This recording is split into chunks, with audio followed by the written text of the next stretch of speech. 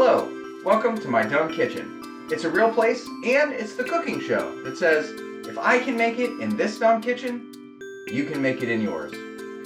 So today we're going to be turning this raw garlic into this caramelized garlic. Probably one of the most delicious ingredients you could possibly make. I like it on toast. I like it on tortillas. I like it mixed into sauces. It is simply a wonderful transformation of raw garlic into something sweet, mellow, and delicious.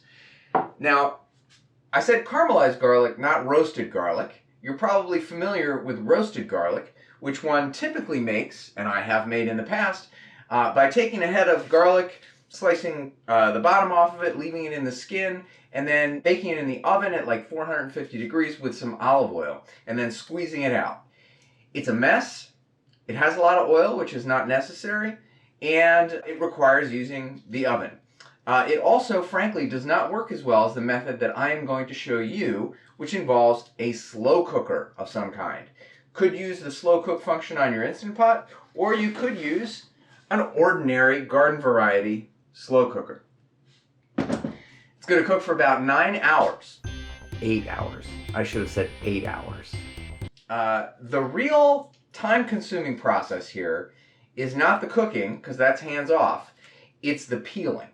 And I have tried a variety of different methods that are supposed to speed up garlic peeling, and I have not found any of them to be successful. I peel garlic with my hands using brute force. So here is a clove of garlic that I've detached from this head of garlic, and here's how I'm going to peel it. I'm smashing it in my fingers, and then I'm just peeling the skin off. Other recommended methods that you'll sometimes see are to... I've moved all the discussion of alternative ways of peeling garlic to the end of this video, because your time is precious to me. So what I do is I just sit down with a pile of garlic in front of some sort of movie or video or television show, and I just peel it all by hand. And when I'm done with that, I'll come back and I will show you what we've got and show you the next step. Alright, so I've peeled and trimmed this garlic, and I'm not going to lie to you, it took forever. This amount of garlic, which is a huge quantity and is going to last me for months, but peeling this amount of garlic and trimming it slightly took me 2.5 episodes of Breaking Bad. So you do the math. It's a lot of time. I am now going to cook it, and just to change things up so that I'm not always using only the Instant Pot, I'm going to cook it in my slow cooker here. I'm going to cook it on high for about 9 hours. 8 hours. And so I'm going to leave it to cook overnight, and it'll hit the keep warm setting, and it should be ready to go in the morning.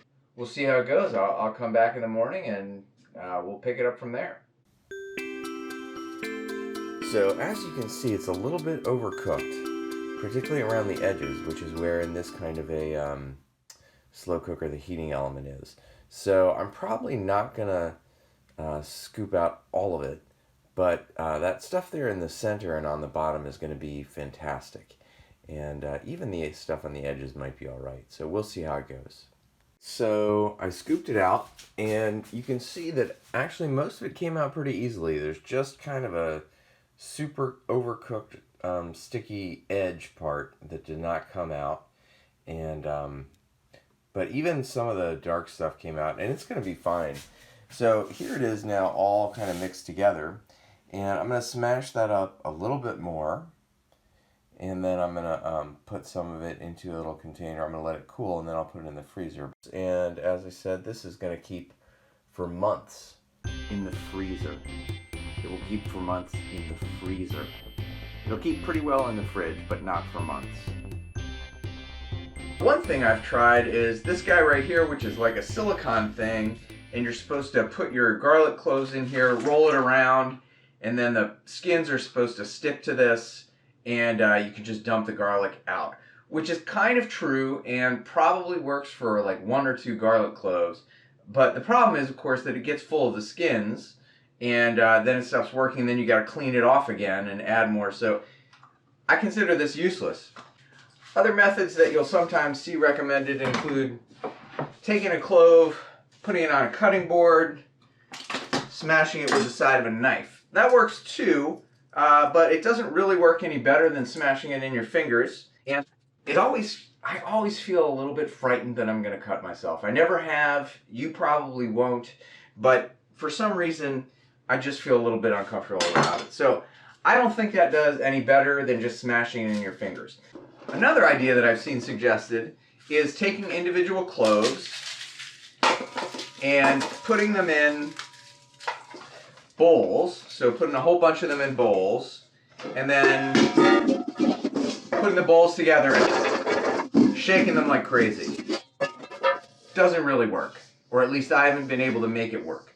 There probably is some way of rigging up a hand drill to some sort of an agitator that will provide sufficient force to beat them up, but although that's the sort of thing that I would do, it's not the sort of thing that I am going to do or have ever really felt the need to do.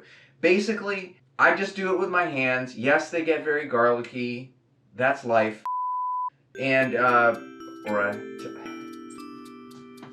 you have probably...